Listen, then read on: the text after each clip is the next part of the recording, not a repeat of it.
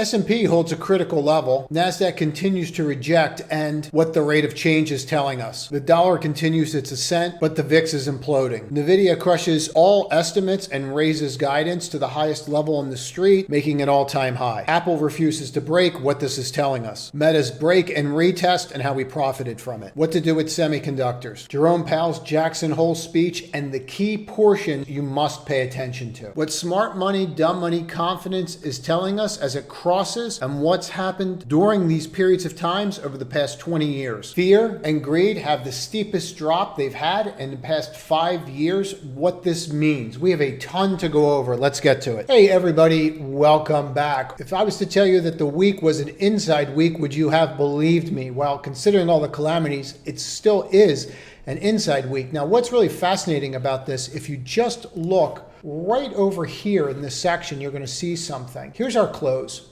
Just watch that level here and just watch that close as I do this. You can see how this played out because I thought this was really interesting. Here is the previous week close on the ES, 43.82. Here is the previous close on this week, 44.14. If someone was going to tell you that you had a higher close week over week with the way that we traded, you would not believe them. Nevertheless, that's where we are now, and we need to just act on what's actually happening, not all the hysteria that's going out there. If we look at this level, and we can just, let's hit this little magnet, make sure that that is perfect. 43.50 is our minor support level. This is a level of interest, and we're going to call it minor. And the answer is, why is this minor? Well, this is going to be minor because we don't know if that's going to hold yet or not. We just have it there. We have some other indicators that are going on here, some other trend lines that are setting up. And we're going to draw the bigger one first here. And then what I'd like to do is draw the monster. And you can see the monster is going to start from back here, and you're going to come all the way over here. And for our intensive purposes, we're just going to use from wick to wick. Sometimes I'd like to use the bodies, but for me, we're going to use the wick to wick just to get a grand sense of it. Here we are, and then these would be your major levels. Breaking 4,000 would be a real issue. That would be a pickle, and we don't want to see that. We know that we do not want to go here. Maybe have some kind of mark at that level, and we'll be able to figure out what to do if it gets to that level, but we don't want to see there. Next level coming across looks like that 42.5. Let's take a look at that and see where exactly that's going to drop us. If we look at the top of that, you're around that 42.50. If you look at that 42.50, the top of that trend line, that's going to take you to about here. Let's just drop these lines in. These are major levels that we would want to know exactly where we are if it happens. If we look at those levels and we come across, let's pull those over. You might want to just remember these or screenshot them because they would be major places of interest. Now, I think it's very important to spend a lot of time on the ES for what we see going on out there around. That is your 12 week. That is a 12, that is a 22, and that is a 50. They are all still curling up. As they all still curl up, I would be paying attention to that. Could we get over the 12 week? No, we broke it. And that is a problem. When was the last time we were below the 12 week? The last time that we were below the 12 week, you would be here, and then it would be here probably the end of April. And so now here we are again. Is that a be all end all? Not really. I'd be a little more concerned if the slope of this move was down. In other words, if you look here, the significance of getting above this and then the slope being down is more significant. While we broke, you always want to look at the slope of the line. The slope of this line and the trajectory of this line is going higher. That means that the other lines underneath of it are going to have more support. For example, this is the 55, and this is obviously the weekly chart on futures. You can see the scope of this move. Right? You've been sliding down all in here. You can see that pretty clearly. And then what this does, it's starting to turn up. The idea that miraculously this is just going to start pointing down, you're going to need an event. You're going to need something that's going to make that happen. I'm not saying it can't happen, but you need something macro to make that happen. Remember, as we always talk about the stool, for those that are new, we always talk about the stool, and that's how I look at the market. And all your decision-making process is up here. And then you have to think about all your decisions are based upon a stool, and the legs of the stool determine how you sit, where you're leaning. Sometimes if you're on a chair, sometimes you're leaning forward, and this is a macro leg. And so that's something that we have to pay attention to, the macro leg. This is your fundamental leg. This is your technical leg. Sometimes you're leaning back on the chair and you're focused on the technical. Sometimes, like October, what we saw here was all macro all the time. It really depends on what level we're on. This was obviously an event. You're leaning on macro. Technicals really don't mean a thing in here if that got better or worse in this situation. It just matters what's happening there. What's going to change this? Well, the technicals here are fine. If we look at the fundamentals of companies, while some are doing weak, they're not falling out of bed. And some are knocking the cover off the ball. But we don't have leadership, and we're going to address that. But just because you don't have leadership doesn't mean that you're taking out the 55-week moving average. What that leaves us is this leg of the stool. We need some kind of credit event. Could it be the Japan situation that we talked about 2 weeks ago, and we actually followed up on it last week? And I appreciate all the comments. That's why I am consistently following up on these videos. For those that are new, Saturday's video follows us through the week, and then we also do pre-market lives that also link all this content together. Any comments on how it could be better, just put them below. I do read them, and I do implement them into the system that we have. It has been working. Now, if you take a look at this in this peak up here, well, we know where we are, and we know where we have to watch. And we all know that that's the level. We're not really adding a ton there. 46.30 we have to get through. Some people are saying the top's already in place. I'm just going to be blunt. I don't know how you look at selling off for 3 weeks and then just say, oh, well, that must be it. Sometimes stock market goes down and up. There are two things you have to remember, and I'm not going to write them out. I'm just going to say them again. You have $1.7 trillion that was in the market when this happened. And that took us higher as they bought bonds, the Fed, balance sheet, bonds, ETFs, your mortgages. When you were trying to buy a mortgage, they were out competing for it. They were doing that here. Actually, they were doing that till here. When you see that, you don't have it in the market anymore. You no longer have zero interest rates. We're all aware of that. Now, this is one of the graphs I like talking about. This is effective Fed funds. And why am I showing this? This is what the rate in which people borrow money from the bank. Banks borrow money from the bank. You're currently at 5.12. For the majority of people that are trading in this market, they started around here. Let's say they started 10 years ago, or they started around here 10 years ago. You've had effective rate Fed funds of zero. You've been trading on margin at zero. Well, all of a sudden, if you don't like the market, you can just put your money in a money market account, earn 5.5%.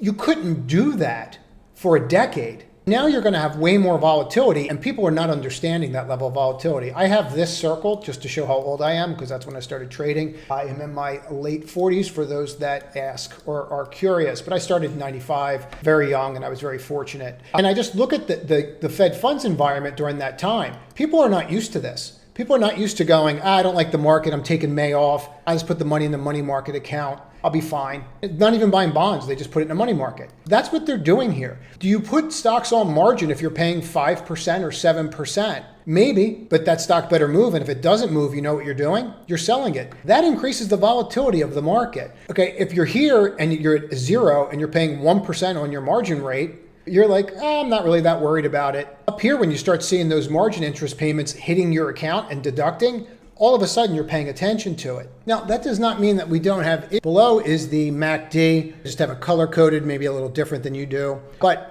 you look at where your signal line and the MACD are crossing, they're crossing to the downside. Now, they attempted to cross here to the downside, but you were on the zero line. So it really wasn't that big of a deal because you weren't up anywhere. You were pretty much in line and you already had a positive divergence. And you should be able to see that positive divergence, but I'll just point it out really quickly. In other words, what you have is you have the market trending down to sideways. And at the same time, from this point over, you're going up. So you really have a positive divergence on MACD this entire time. And that was nice because that actually got you to a point in here where you could actually see that you kind of have that base that's in there. You should be able to see that. I guess I could do this real quick and just point it out where I'm talking about this base that's coming across. You all see that base in there, right? How that's different from this. Okay. Fast forward, you come to our level right here and you start seeing that we're starting to roll and we're rolling for 3 weeks. Yeah, this is not going to make me feel warm and fuzzy. I'm aware of it. The last time we rolled and this expanded, we were up at this level. And the one thing about all these indicators that you always must look at, not only focus on where you are, but what happened the last time you were at that level. This is what happened last time we were at that level. We came in. I need to be cognizant of that. I need to be cognizant that when we get to this level here, for whatever reason, that we start to get a little toppy. Now, this is obviously not perfect, but you see what I'm putting down here, hopefully, that when you start to roll at that level, what transpires? We see weakness. We want to be aware of this. We don't want to pretend that it's not happening, that this is not something that we need to be concerned about. We most certainly do. We just have to understand that the volatility is going to give us more false signals, especially on lagging indicators, because you're going to have more volatility, as I just walked through before. Now, we should just also talk about the RSI, which I use a lot. I like it a lot. It doesn't matter if you like it. Just use whatever you're comfortable with. But if you look right here, well, that keeps popping up over there. You're almost already back to not overbought, but more of a neutral stance, which is exactly what you want to see. You want to see the test of the neutral stance, and then you want to see if we bounce off that. I know that you're overbought and you don't want to buy when the market's overbought and crosses back over the 70. I did a whole video on this on RSI and how to utilize it, but you could literally go through this chart and it would take you 2 seconds. I can do it real quick, but every time you break the 70 on the RSI on the weekly, you don't want to be involved. That's kind of hard to use because it's a pandemic, but if you come here and start looking for it, okay, well, here you are. How'd that work out? Not very well down the line. I got stopped out there, it got back in here. Now here you are again. I mean, this is not, I'm going to use a double negative here. This is not a big deal. In other words, this is a big deal. It doesn't happen all the time that you get up here and then roll back down. You want to see this curl back up. And we have not broken anything major yet. And you look at a monthly chart, it's really hard to look at a monthly on the ES and be bearish. I don't see it on long term being bearish here. If we look at the daily, we're already oversold. We tried to rally to the 50 and we were unable to get to that 50 line on the RSI. Well, that's not ideal. We have a 22.55 cross here. That's not ideal. We broke the 12 and we're unable to get above it. On top of that, they played games with us all day with Powell. Now, one of the things that we talked about in the pre-market live call that's public, you should try to stop by if you don't. 44.10, we said it's a level you have to watch. We have to watch this level. Okay, breaks that. What does it do on the call? Well, let's get over. Let's get everybody in. Why are they getting everybody in? They want exit liquidity. They want to get out and get you in. What do they do at the end of the day after they have everybody trapped? Well, we're going to rip it back up. We're going to hit all your stops that you give us more liquidity. And that's exactly what they did again today. There is nothing about this move here. If you look at today's movement in and of itself, there's nothing that you're going to look at that move that is overly bullish. Nothing at all. It's actually a complete setup. If you understand candlesticks at all, you will understand, even if they don't have the exact pattern, you'll understand the methodology of the pattern. This is actually called a rising 3, even though there's 4 bars in here. It's still the same pattern where you break down, you don't break, you rally, unable to clear up here, and now you're just waiting for that lower low bar, and then that usually leads to a test here. I personally need to see what happens here, but I didn't think this was a great close. I didn't think it was a great close at all. I mean, candidly, I was shorting into the end of the day, and we'll go through some names here, but I think it's really important to spend time on this and understand a couple things. Number one, your entire range was this hour. That was the entire range of the day, was that hour. Nothing changed. You never got above it. You never got below it. All they did, if you take a look at this before we get into the RSI, all they did was trick you down here and trick you up here. They stopped you out, brought you down, they stopped you out. They basically came here, took all your longs, and then they took all your shorts, and then they went home. That's all they did. That's what happened today. Now, if you look at the market and go, okay, well, what is this telling me? Well, there's something here that's troubling. I'm just going to point it out. And whether I want it to be there or not, it doesn't really matter because it's there. And it's something that we have to address. You're going to notice very clearly something that's been happening since about June. And I'm not really crazy about it. See how high you are here on these extremes? Up here, 90s, you're hitting 90s on the RSI. You see it down here, how you're hitting 11s. Now, if you kind of go back through this, and you were to go back a little further and further, and probably will let me do this, go back. You're not going to see that as much. You're going to see it here and there. Like maybe you have one here in March, another one here in January, but you don't have them like that. You start going here, and what we're starting to see is extreme levels of overbought and oversold, extreme levels of overbought and oversold in very short periods of time, to the point where you feel like you're a badminton, like you're getting beaten around. I'm long, I'm short, I'm long, I'm short. That's what people feel like now. And I get it. Believe me, I get it. I'm right there with you. The question is why? When you start to see massive volatility like this, it usually leads to some kind of change in trend. That does not mean that I can tell you the magnitude of the change in trend. And the change of trend could be from up to sideways. And I'll give you something else that I'm watching very closely. In front of you is a portion called the Ichimoku cloud. And this is called the Kumo, it's called the cloud. Now, I'm not going to go through all the parts of it and explain it in great detail. All I'm going to tell you is this is one of only a few of what I consider leading indicators. If you ever really looked into how this indicator was made, it took the guy 30 years to perfect. If you're going to look at it and you want to question it, you maybe spend more than a weekend on it. If you're looking at it, and I'll tell you why I use it and how I use it. I'm using it for an understanding. I'm using it for these crosses. Now, I want to be above the cloud if I'm in an uptrend. If I'm in a downtrend, I want to be below the cloud. Now, you're going to notice a couple things that are going to be glaring when I show you this. You're in an uptrend since July, and you can see that uptrend. You have a couple little hiccups where maybe it's going to change, maybe it's not, but it catches itself. And really what this is they don't measure the close. They measure the highs and the lows. They measure the highs and the lows. And one of these lines is divisible by 26. The other one's divisible by, I think it's 52. I'll tell you in a moment. 52.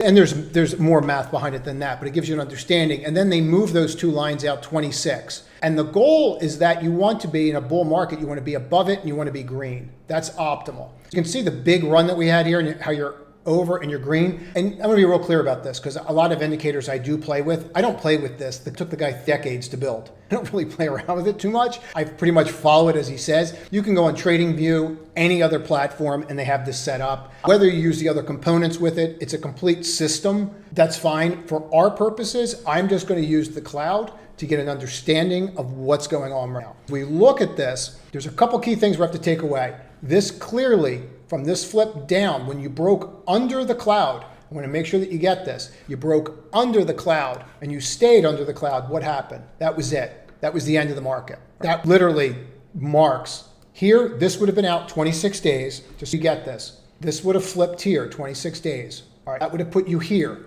that you flipped. You'd be trading this day and then you would see that this starts to cross. Now, you don't know if it's going to give you this or it's going to give you this. You don't, but you have other, and remember you had that negative divergence on RSI. Start connecting all the dots, the puzzle gets easier to put together. Now if you take a look at this, let's just keep going. Now you're below the cloud. Once you're below, and notice the change in trajectory of the cloud already from here and how it starts to turn. And then you start going what? Down. Okay, so now I've got a cloud that's going down. So I want to go with the trajectory. Remember how you had slopes of the moving averages? And that has significance? Is this. You can see how we're going down. What starts to happen here? Cloud starts going sideways. We get over the cloud, breaks under the cloud. Look how ugly it gets. Once you break under the cloud again, look how ugly it gets. Over the cloud, look how great it gets. All right, you're seeing these battles, breaks under the cloud, but what happened? The trajectory changed. All right, why am I showing you this now that you get how to use this? The number one thing that you want to pay attention to with this, am I above, in, or under the cloud?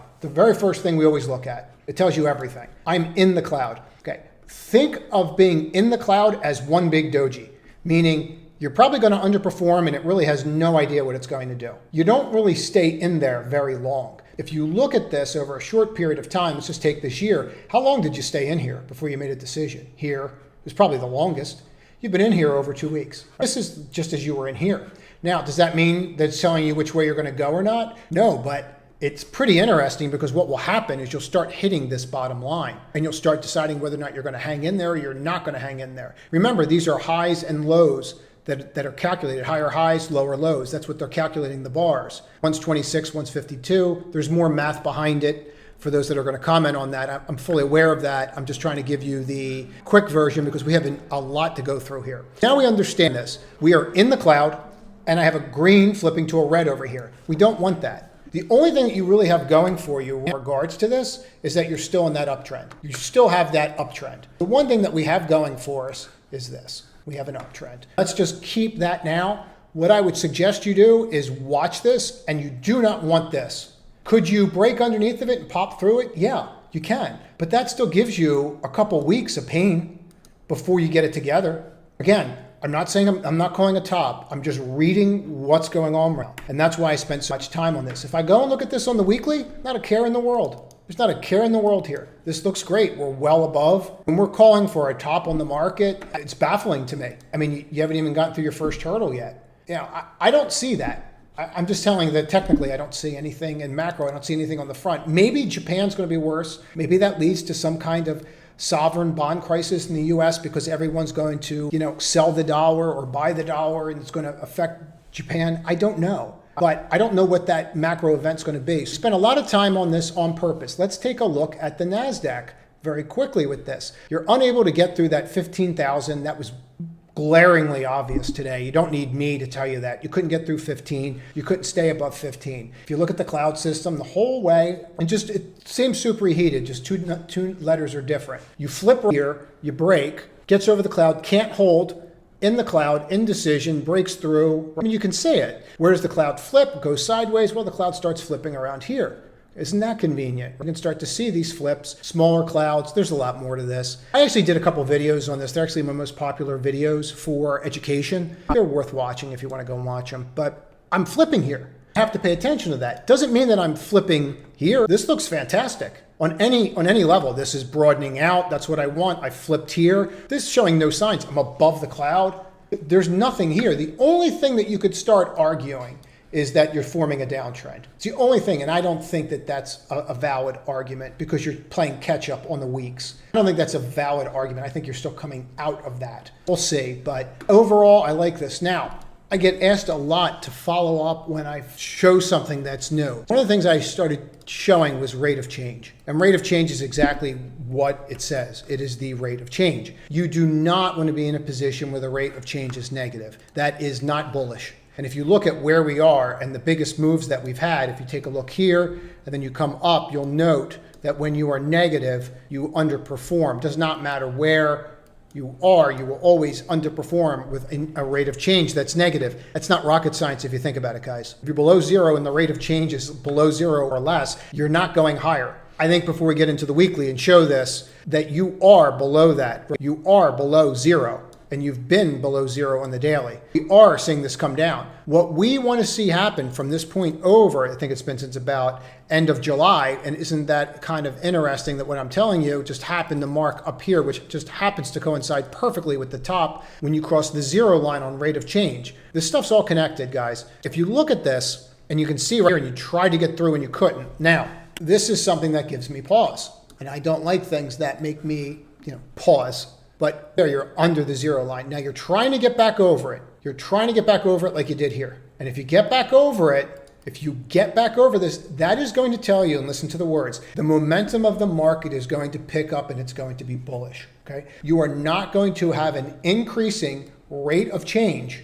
You are not going to have an increasing rate of change and not go higher. It is not going to happen. Just like if you have a decreasing rate of change, you're going to go down. We have had a decreasing rate of change. What has that led to? Okay. This is something that you want to watch. You want to make sure that you stay at that zero line on the weekly. We will be following up with this. Please comment when I follow up on these things because it lets me know that you guys do want to see this, but this is something that is very important and something that you should be watching. Now, one of the other things I've been doing is I've been showing you trade ideas. I'll show you another one today. I've been working trading ideas into these videos. You can see some of the live trades that we actually do in the room, and then you can try and go and duplicate those for yourself. And the reason I'm doing this because I don't literally have the time to create this kind of content for the hours it literally takes to put this stuff together and then create another video to show a trade, if that makes sense. If I find the time, I'm more than happy to do it. Comment on that because I've been getting a lot of good comments about showing actual live trade, and I think it's very helpful. I mean, a couple of people have reached out. I do appreciate you sharing these videos as well. You'd be surprised the emails I get from people that say, hey, so-and-so shared your email or shared your video, and it helps me not have to run ads in the middle of these because that's what the algorithm really wants, and I want to get seen by as many people to educate them. So I appreciate that. I really do, candidly, and I appreciate your comments. I read every one of them. What's going on here? What's happening? Well, this is the McClellan summation. We talked about these crosses and when they happen. We talked about this a month ago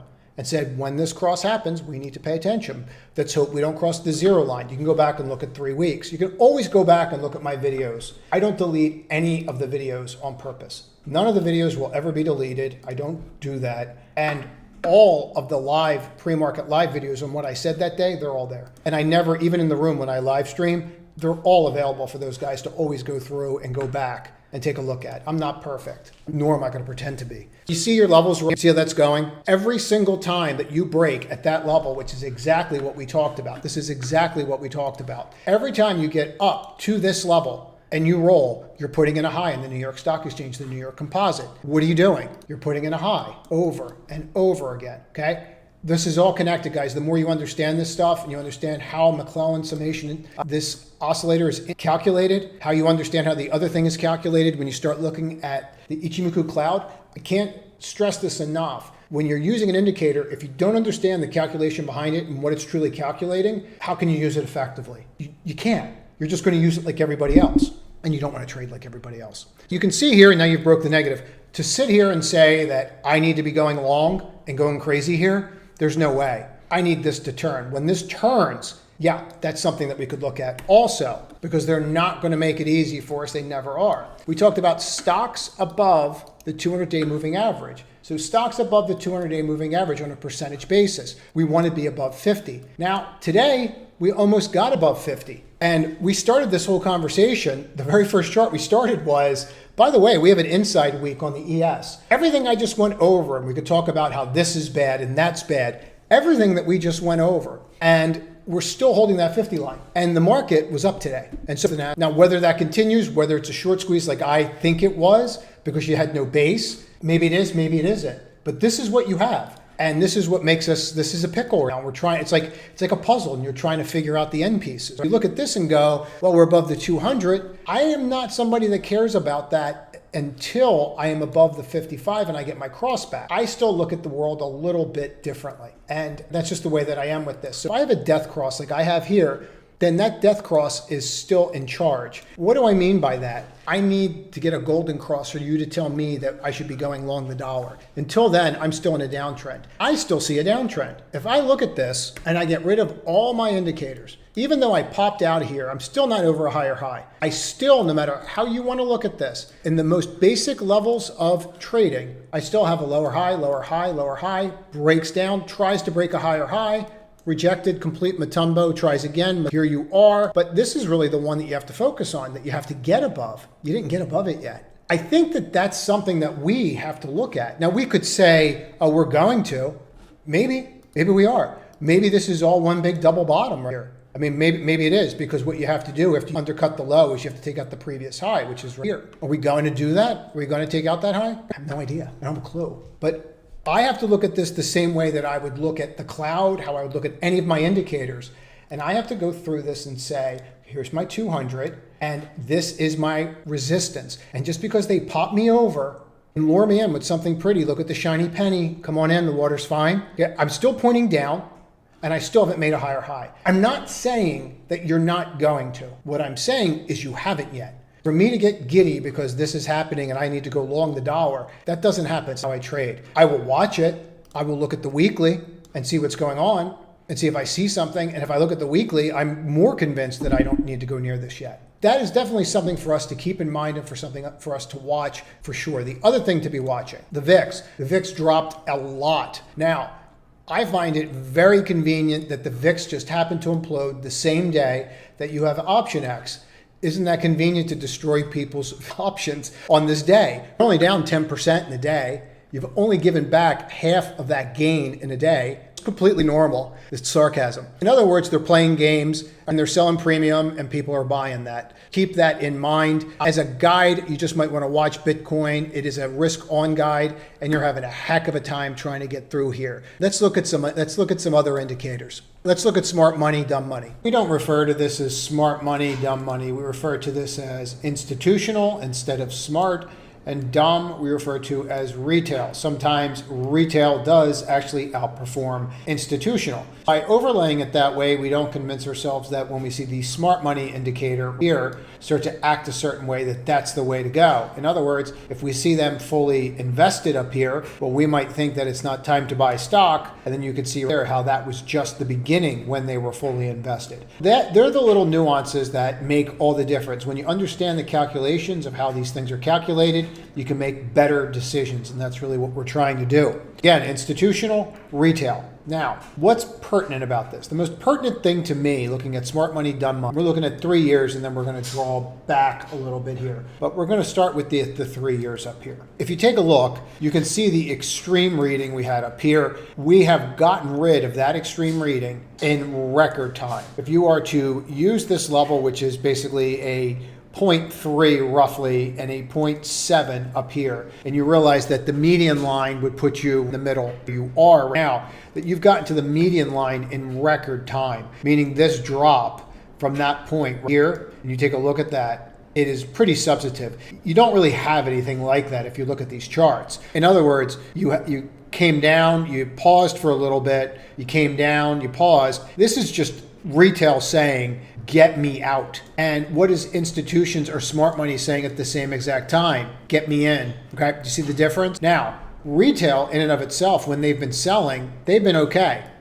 What usually happens is institutions are getting fully involved at where? The bottom. That's where they tend to be fully invested, at bottoms. That's why this is important to understand what we're looking at. And you can see the extreme movements that we've had on these readings. And this is one of the things that even goes back to what we were talking about earlier with the S&P and the hourly, and how we're seeing these huge volatile swings. Here's the players. This is why. Now we're going to have institutional past retail. And if you go and take a look, and well, this is where institutional past retail, and we would come up to this level and just see, okay, well, maybe we're not at the bottom yet, but in this case, with institutional coming up through retail last time, that did a little bit better. Maybe it wasn't perfect, and I'm not interested in looking at the other side of that, although we could make an argument that we should, but you could go here again and say, okay, well, institutional's up while retail's coming down, and then you drill into that area. All right, well, maybe there was something there. You could have made money in September, January into that before it cracked. All right. What we're trying to do is we're trying to find situations where it makes sense. Now, if we drill in this out for an hourly, you're only going to see a couple locations where you've even touched. And I think that's important. You only touched here, but all you did was touch and just reject. Here's where you touched. And what did you do? You actually bottomed when that happened, which is kind of interesting, isn't it? Now, you could argue that retail rising and institutional selling, which was right here, maybe that's something, a confluence point. But I don't think something in the same way, because it's not going to be handled on the same level. If we drill into this and look for other areas where we had this confluence, well, here we go, May 19th. We really don't want to do the pandemic because we have that injection of capital. We can take a look at it, but we could see that we had a cross right here. Well, maybe we stopped here a little bit, but then eventually we put a little bit of a bottom in. And if you see that cross again here, after we sold down, what happened? We put a little bit of a bottom in. Doesn't mean we're going up and taking out new highs, but it does give us some pause and understanding that this is really us watching supply and demand in real time. Now, again, what we're doing here is we're looking at areas where smart money is crossing over dumb money. We also have these crosses here. I'm not looking at those crosses because it's not the same type of cross we're dealing with now. There could be something to this and I could spend more time, but what I'm trying to do is trying to use what's happening now. I like to do this sometimes and go out as far as possible. In this case, I went out 20 years and just said, okay, let's just pick a time where we didn't have zero interest rates and we didn't have the Fed as a backstop. And let's go out that far. You have to go past the great financial crisis, further back. And if we do that, we get this area right here. And this is just an example of one. And I go, okay, well, what happened here? Well, there's your bottom. Once again, and this was March 07. Well, we crossed here too to the upside, and this came into the downside pretty viciously. What happened? Let's look at that cross. Oh, here, and then we took out a low, and then that was it. I think the reason why, I'm giving you my opinion, I think the reason why this is substantive and why this makes a difference is retail can sell in the institutions. Again, this is why we get rid of these monikers. Retail can sell into institutions. Institutions cannot sell into retail without them creating pain. Okay, I think that's the difference that we're seeing here. And I think if we look at it that way, we can learn something from this. And this is something that I would pay attention to. This is something we'll be monitoring, and we will take a look at it, and I'll follow up on it next week. Any questions about this or what I did, just feel free to comment below. But I do think it's a good idea to follow up on these the way that we have been. Now, this is one of the things I really want to talk about. This is Sediment Trader, and they do a fear and greed model, and they predicate that model model off of what CNN does. But they boil it down and then they come out with their own kind of moniker and they chart it, which I think is actually better than the way CNN does it because it's just easier to look at. And one of the most glaring things, and let's just point out how you're supposed to read this, if everybody is greedy, you're over the red line. If everybody is fearful, you are at the green line. And you can see certain levels in here. You can see how extreme these ratings can get. This is kind of why I like the way that they do it, because it's very easy to compare this. In other words, you go out 10 years and you can just see all the major outliers. Now, this tells us a couple things. Number one, this is not as oversold as we think it is. In other words, this can always get worse. Now, I'm not saying you're going back down to these May levels and that kind of panic, but you could. But I think it's very interesting to note where you are. You're not up here. People that have acted have already acted. That's why when you look at those levels, they make sense when you look at the smart money, dumb money. But what can we take from this? Well, every time that you touch this line and you go out 12 months later, there is a 20% chance that the annualized return is above 20%. It's not a high degree of probability, but it's a huge move if it happens. And I thought that was interesting. And if we look at these levels here and just said, okay, well, we undercut and then rallied here, how'd that work out for us? Well, that worked out pretty good. We could have bought right here. And then, okay, we undercut and then we rallied over. How'd that work for us? Well, this is where it would have happened. Not too good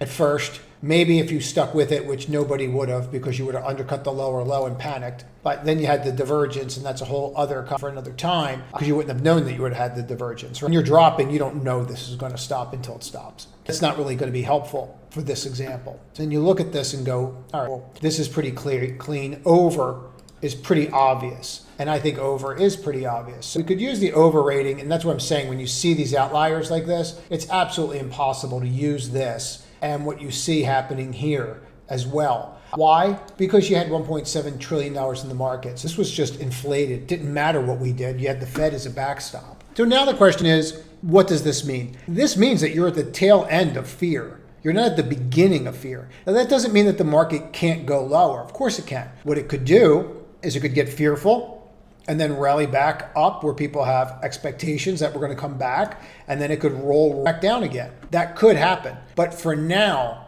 we're starting to see a moderation of fear and way over where we were before. And I just want to point something out again that I think is absolutely glaring before we get into the names that I think you really have to pay attention to here. If you look at this and you look at the speed in which you dropped from everybody's giddy to everybody starting to panic, and you look historically at this over this 3-year period, you really don't have anything like that. You could argue that you have that here, but you had an inflated number this whole time. The number was being inflated because you had the Fed. This is where the Fed stopped. That's what makes this data dangerous. The reason it's dangerous is because it's completely manipulated. People say it's all manipulated. Okay, we can go down that rabbit hole. But this most certainly was manipulated because the day that they said, oh, well, we're going to stop buying bonds in the open market, we found that the true price of bonds and equities had to start hiking interest rates at historical levels. And that's an important distinction that we have to pay attention to. I would not rule this out. This is pretty substantial of a move, and we'll go from there. I have a bunch of names that we need to go over. Before we get into stocks, we should talk about Jackson Hole very quickly and what happened.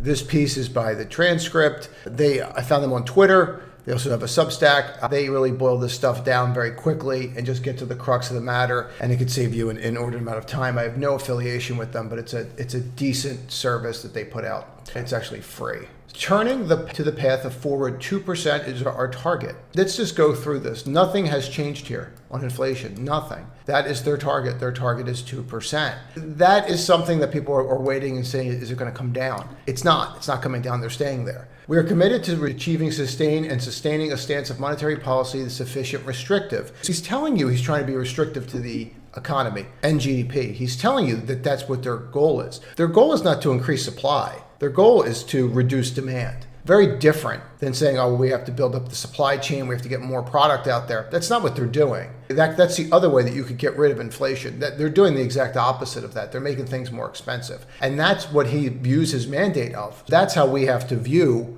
what's going to happen to the market. Now, there's some other lines in here. There's some common challenges, but real interest rates are now positive, well above Main Street estimates of a neutral policy rate. Here he is again. We currently see the stance as restrictive.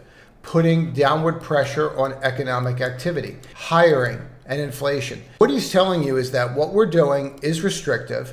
We are putting downward pressure on the economy, and it is affecting hiring. I have a hard time when you're doing something that's going to affect people's jobs and the way that they get paid. People say, well, that's the only way to get inflation down. It's not. If you increase the other side of the coin, which is supply, then you don't have these issues.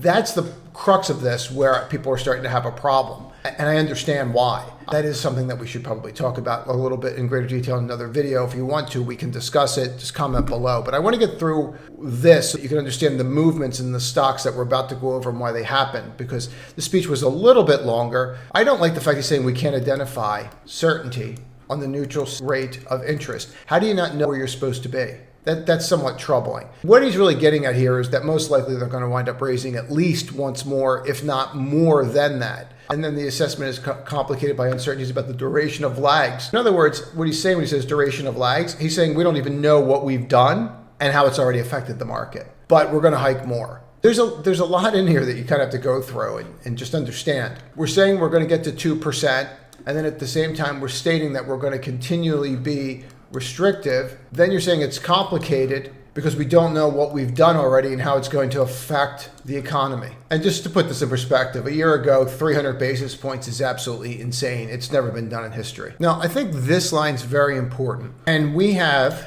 substantially reduced the size of our security holdings. It'd be really interesting to see how much of this they've sold down. The important part of this is he's making it sound like they're done. Now, if they're done, one of the selling pressures that you have here has been them. That's one of the selling pressures on the market, on the bond market, on the mortgage market, has been the Fed, because they bought so much previously. I think this is really significant and kind of glanced over a little bit. Something that I think we should be paying attention to. Meta. This is actually one that I pointed out on Thursday's video. As I said, you'll note that all these videos are connected. These were notes that I had. These are notes that I actually had in the Alpha Chasers community in our newsletter. I put it out the night before. You have to have your trades or ideas of your trades mapped out the day before. Why? So that when it happens, you act, you don't react. You want to be proactive. You want to have your ideas lined up. It doesn't mean that they're the ones you're going to execute, but if you're a short-term trader or long-term trader, you want to have them all mapped out.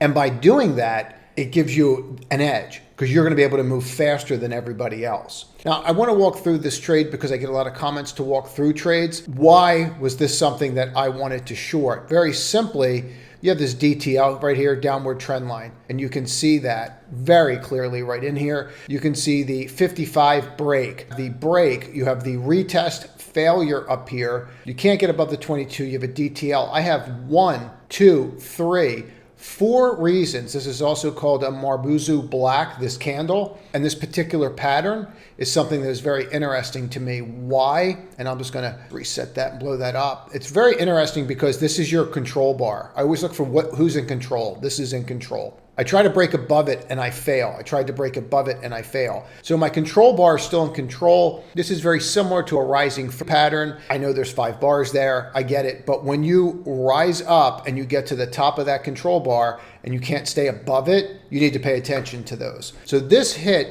all that criteria. And then you can see what happened the next day. Now, when I live stream in the community, we have a gentleman, or sometimes it's a lady, that will come in here, and in our observations rooms, they'll type everything out, and they just put these little alerts right here. And what those alerts do is little fingers, so you know exactly when an alert goes out, whether it's options, and then which ones I'm doing, and we go from there. All right, so just so you can see this, and you can see the timestamp before we drill into it. Now, this was our key level that we were going to watch right up in here. And we're going to show you in a second how we identify that level. But I just want to go through this so that you can see. This is the 9:34 timestamp. And once it cracks, that was it. We put the trade on. And just so you can see exactly where we are, 33, 34, you can see it on the bottom. It's really important for people to see these timestamps, but the timestamps are there so that you can see it. And then we mark this level off. And I'm going to give everybody a quick tip that they're going to want to pay attention to, especially short-term traders. See this level?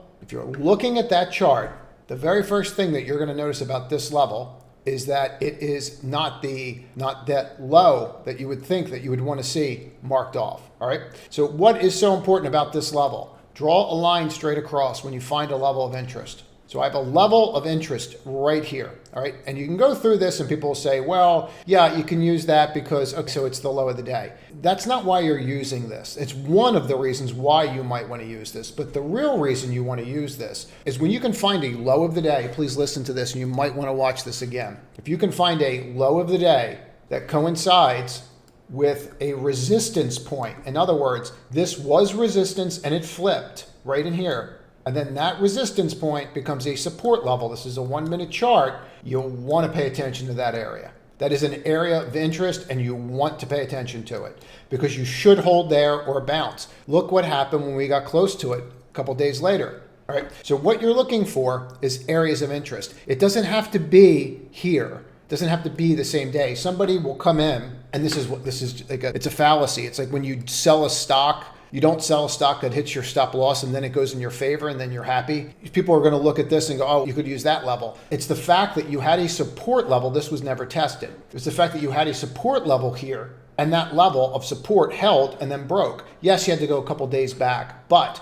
using this will give you a higher degree probability that when this breaks versus this. I'm not saying not to use the low of the day of the previous day. It's not what I'm saying. What I'm saying is sometimes there's a better way to find a level that you're not going to see. So zoom out a little bit on some of these 1 minute charts. So from in there, we put the short on, buy some puts, comes in, does this, and then we just watch JPAL do his thing. You have to understand what you're walking into. You have to understand that this is probably going to go against you at first if you didn't pull anything out, because you know JPAL and the volatility of the market. So you have to know what you're getting yourself involved in. Then what you're doing is you're reading the market. So in other words, here we are at 10:11, that area I just showed you. This is significant, so we should go over it. You have to understand pattern recognition. So at this particular time, we know they're just squeezing us. Since we know they're just squeezing us, we really don't want to act on that. You want to honor your stops, but you have to understand where you are in the cycle. And right there, you're watching them squeeze. There was no base that we broke out of. And then you can just see that by understanding this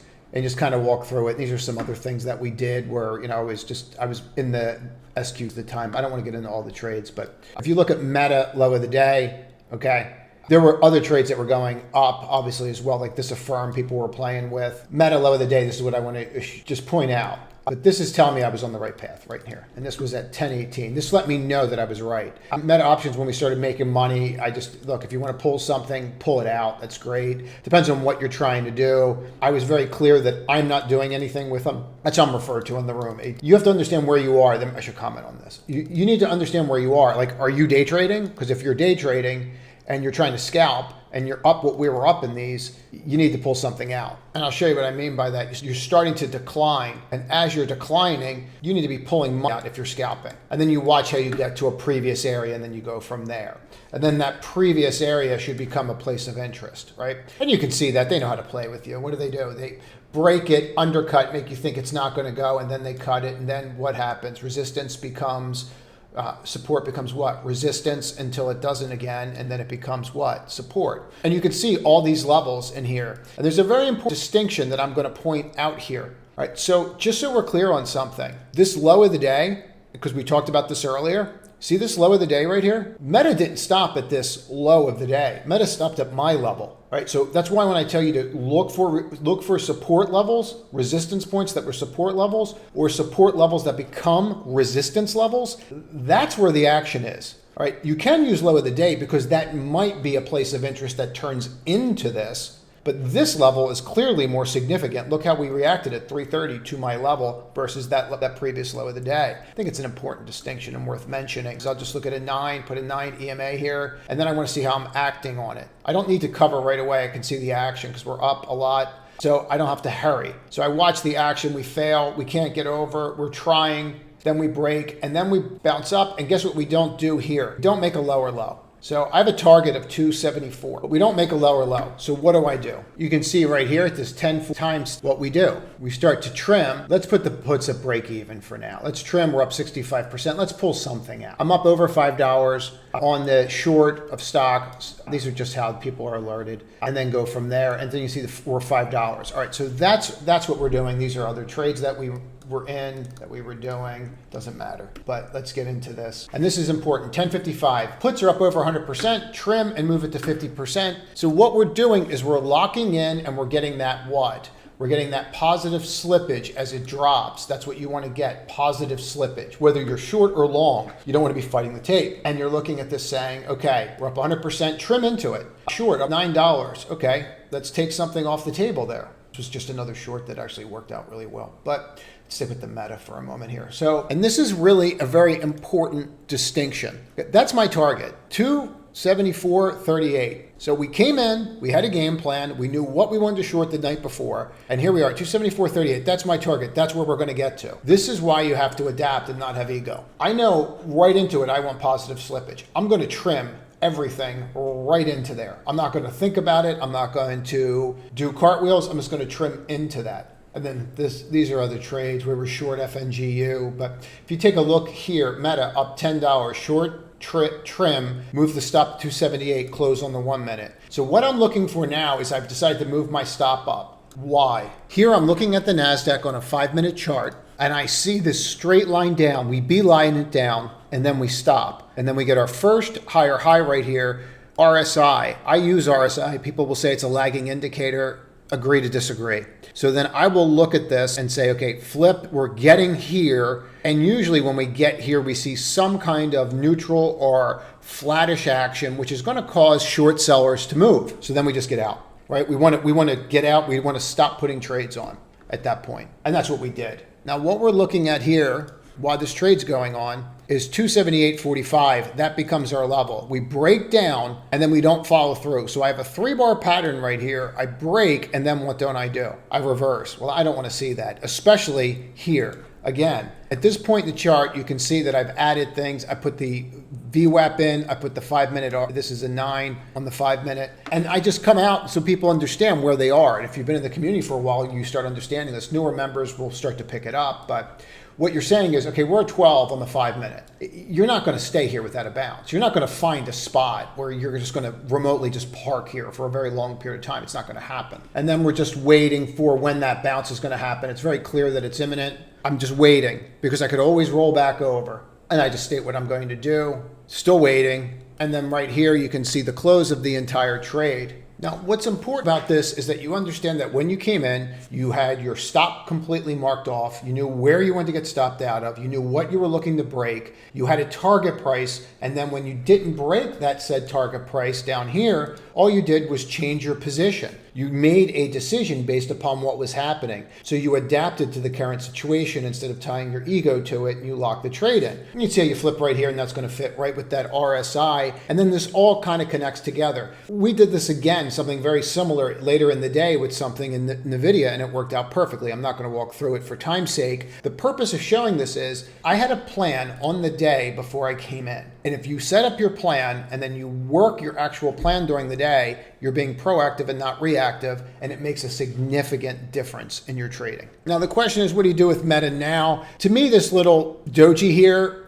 all they were trying to do is just squeeze us back up towards the end of the day. If you can't even get over the open, if you cannot even get over the opening price, how strong is that move? It's probably not very strong, right? I think we would all agree on that. It's probably not the strongest move in the world if you can't get over that. If we overlay our indicators here, did I get over the 22? Did I get over the 55? Did I get over the 12? The answer is no. With where you are in the cycle right now, as we went through it before, if I have a stock and that stock is above the 55, 12, and 22, it's probably not the best short candidate, because if we bounce, they're the names that are going to bounce. Why am I bringing that up? Everybody's out here talking about NVIDIA and earnings, and maybe they're doing something with their books because it doesn't make any sense. I'm not going to even go down that rabbit hole. I would go down the rabbit hole and put my tinfoil hat on and say maybe people are starting to spread misinformation so they can find a way into the stock. What's a better way for institutions to find a way into a stock than to create some kind of havoc, right? You have to kind of put on your tinfoil hat there for a while. Do I think they're cooking their books? No. And if they are, it's the greatest one in history. It just is. I saw that on FinTwit the other day, and that's just, I don't believe it. But could it happen? Weirder things have happened. I've been around a while. So you come to the 22 and you hold. Does this make this a good short candidate? No. Could you still have shorted it? Yeah. And you could see the level and all the same superheated, they're all right around that same level when they flip and roll. It's right after Powell was done speaking, right? They run you up to make it, oh no, it's good. Everything's fine. Come on in. The water's fine. And then they just boom, sweep the leg. So, could you have made money off this? Absolutely. People made a killing off this. Is it optimal? No, because you have people that want to be in it. Well, how do you know that you have people that want to be in it? Because it's got a higher relative strength to the market. How do you know it's got a higher relative strength to the market? Because I can determine relative strength very quickly. I'll throw this at you. If I look at the NASDAQ and I'm below the 55, 22, and 12, and I go look at NVIDIA, which I pronounce incorrectly on purpose at this point, 22, 15 or 22, 12, 55. I need more coffee. Then you can see in here that I surely have a higher relative strength. Well, what about the sector? Is it doing better than the sector? So the sector's below the 22, the 12, and the 55. The index is below it and NVIDIA is above it. And you want to short it. Okay, good luck. So there's way better names out there that you should be looking at shorting. If you go through AMD's conference call or if you go through NVIDIA's conference call, rather, they pretty much, when you really go through it, tore it apart and just said it's telling you that AMD has a very long-term problem here. And I think that when you understand, again, we've gone through this and I'll hammer these points home because I'm asked to point stuff out again to the comments. And I can't tell you how much I really do appreciate your comments and sharing these videos. But one of the things that I'm noticing is that 55, and it makes so much sense now when they said this. The CPUs that are linked with AMD, that they're going to have pricing problems because people want these GPU units that only NVIDIA can provide right now. Maybe eventually, AMD catches up, whatever, but they're not now. And I think that's why we're seeing what we're seeing. This is no great move right here. I mean, maybe I flipped that doji, but you're really boxed in here. So for a short, you might want to start looking at the names that in semis that are below the 55, below the 22, and below the 12. Don't assume that that's going to happen with all of them unless this really picks up. And let's go back to our first comment here, that no matter what you want to say, on the ES, you have an inside week and you closed higher than the week previously. So we can be as negative as we want to be, but I'd be real careful of doing that with the stock. I mean, when you look at NVIDIA and realize that you almost closed at an all-time high on the weekly chart. I mean, it's in this kind of environment. Could you imagine if the market starts moving positively again where that's going? Now, names like Tesla, just disclosure, I have a short position in this right now. I just think it's important to understand where you are. You're wedged in here on the flag. I don't know that you're going to hold in here. If you do hold in here, it is a very easy place to put that stop, right? Your stop and your level that I'm going to be watching. I mean, you're right. You're literally right there. So that's definitely something that I'm going to watch very, very closely. Do I think you're going to flip that? I don't know. I do know that after hours or towards the end of the day, you have this 5-8 cross that you haven't had for a while. You have the 3 right here. You have some reasons why it could go, but at the same time, every time we get up to this level, we're rejecting, and we're rejecting in the first 15 minutes of the day. Now, will this be different? I don't have a reason to believe it's different until I'm over that 240 level, and then maybe I'd look for a back test, and maybe then you could say, okay, well, we're due for a bounce. Let's get rid of those levels and drop this in. So I think you have to pay attention to that. This I find fascinating, and I really want to point it out. So here's Apple. Apple was the reason this whole sell-off started. Apple was the reason the whole sell-off started. Remember, missed iPhone sales, broke the fifth, going sideways. Apple's not hitting new lows anymore as the market was hitting new lows. I think that's a very important distinction and something we should be paying attention to. If you go look at this chart again, we have a 5-8 cross here. You've not had a 5-8 cross. So on the short term, you're seeing some signs here. It's pointing up the 5. So this is getting somewhat interesting. Like, are you going to hold in here? I don't have an answer to that, but if you're above the 5, your 12's actually going sideways. This changed, and this was the reason we dropped. If the reason that you drop changes and starts going sideways, it doesn't mean that you're going back to here. But what if you bounce up to the 55 and test that level? Well, where does that put the market? Well, that means that the market could go, ES could go back to 4,500, and Q could go to 15.3. you could move. So use this as a barometer. I definitely was using it on Friday and watching what's happening. If you take a look at names like SMCI, I'm just going to be like really clear about this. This was obviously a great short. Congrats to those that did it.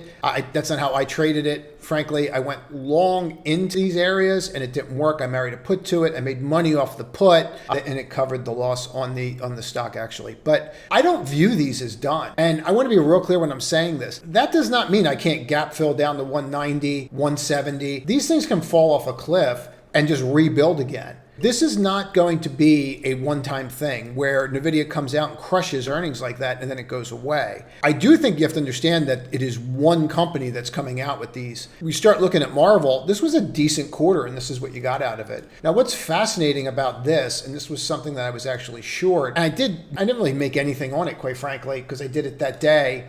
I didn't want to do it overnight, but what got me about it was I easily should have dropped to this level. I easily should have tested here. There's no reason. There's nothing here. So why didn't I do that? Why didn't I break? Is it just patience and waiting? I'm not so sure, especially when you have a bar and the wick is that high. This could be one of those situations where you see this settle and then people realize what they did and then you get a retest of 57. Don't rule this out. The SOXX is not something that I would rule out. And I would have my head on a swivel here. Long it, short it. I'd be watching this. Which way should you be leaning right now? I think it depends on your time frame. Until you get above this 22.55, it's hard to do long swings, but you start looking at the 5, the 8, you start getting above these, well, maybe you do start looking at it that way. But until then, right now you have this doji sitting there, but you did not make a lower low. And I think that's an important distinction. That's it.